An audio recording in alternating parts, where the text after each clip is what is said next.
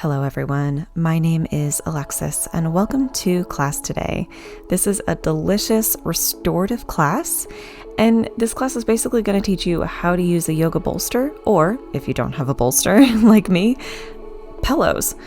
So many props can be created through things that we have in our homes. I talk more about this in my video on yoga props, so you can check that out below. We're going to begin in child's pose, a wide-legged child's pose with the pillows or your bolster kind of nestled up between your thighs toward your groin. You might need to adjust a couple times to get the right support for your belly and your chest and your shoulders. But the goal with the bolster, just like with the yoga block, is to bring the floor to you. Using the bolster in this pose essentially makes the pose even more cozy, comfy, and relaxing. So come into your child's pose with the pillows or your bolster underneath your chest and your stomach and look to the left. We're going to get a nice stretch throughout the spine and the hips in this pose. And I will cue you when to look to the right as well.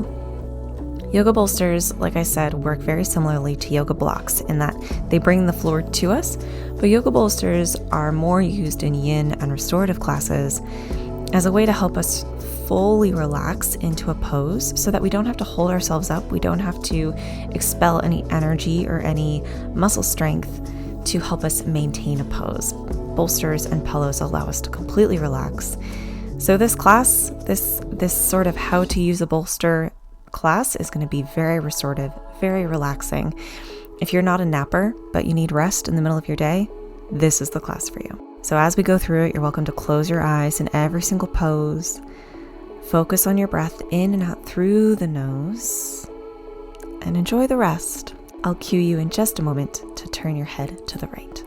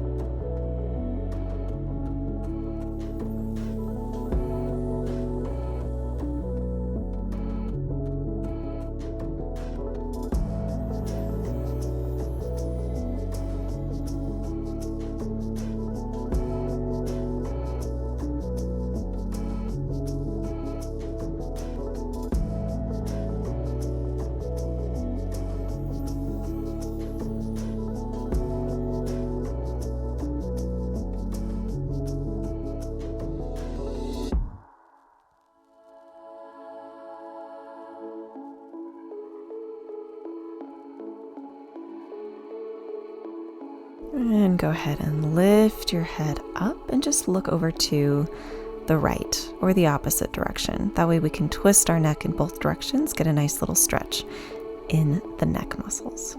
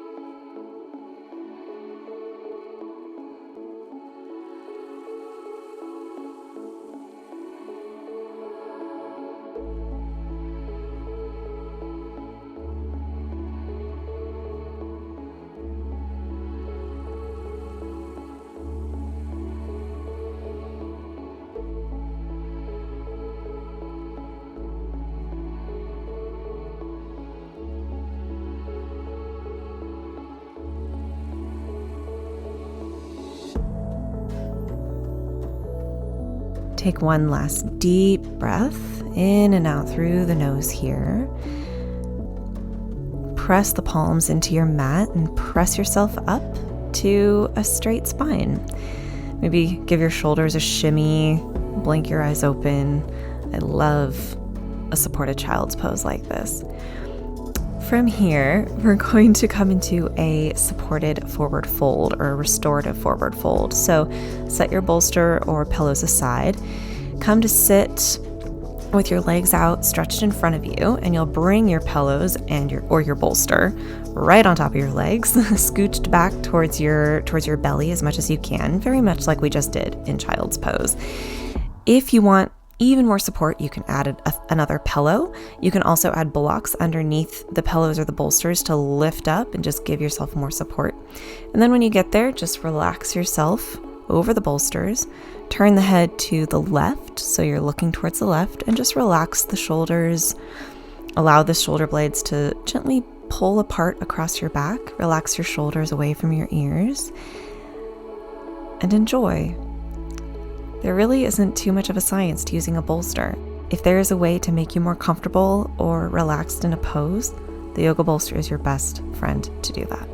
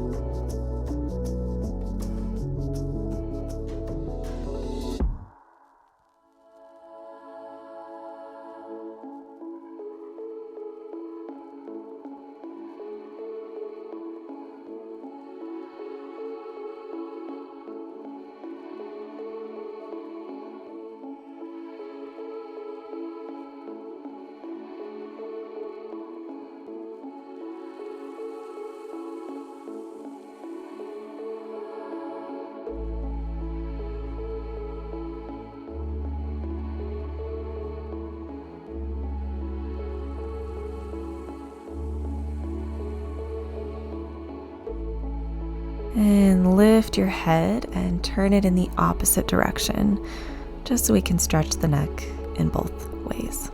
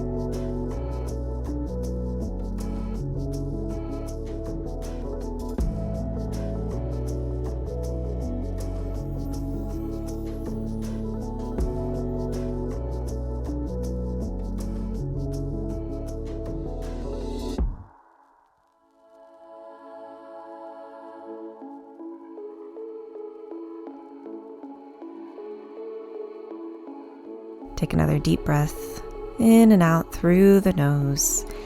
And just like we did in our supported child's pose, you're going to turn the palms down to the mat, press through the hands to lift yourself up to a straight spine.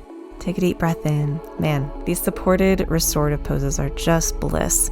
We're going to come into a supported fish pose next. So I like to sit up nice and straight and bring the pillow and the bolster to basically my low back and then lay down. You'll notice naturally that your spine does on the bolster what it does in fish pose. You can have your arms by your sides or out in cactus arms. Then you have a couple options for your feet. You can come into butterfly pose with the legs. You can come into Ardha Shavasana with the feet as wide as the mat and the knees knocking together.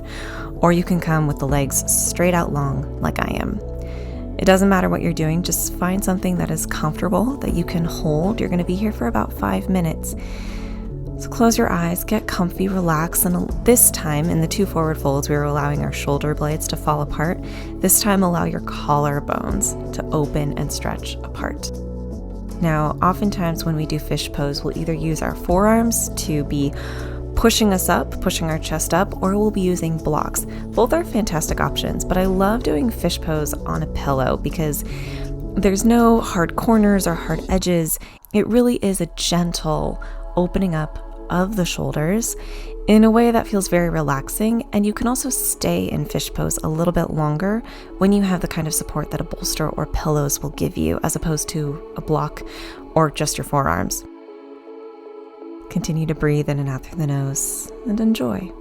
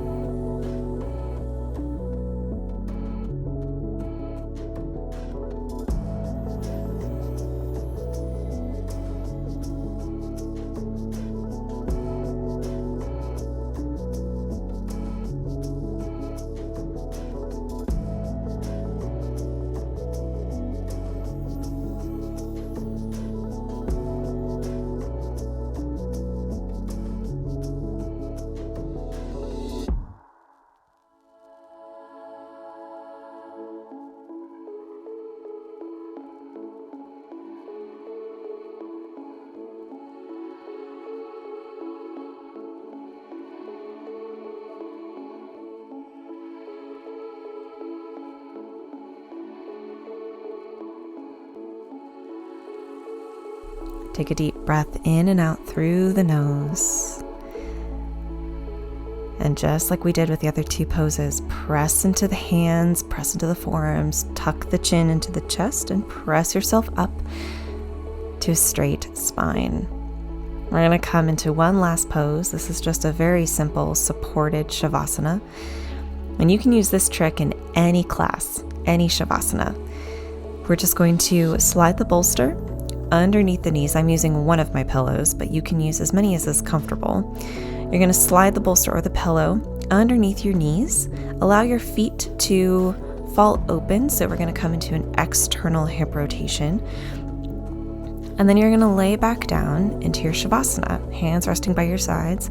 Shimmy the shoulders away from the ears.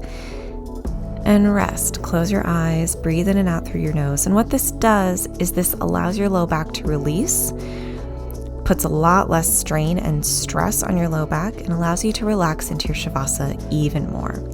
Like I said, you can do this in any shavasana, in any class. As long as you have a bolster or a pillow or a blanket to roll up underneath your knees, you can do this pose. For now, enjoy it. Focus on your breath, and I will cue you out in just a couple minutes.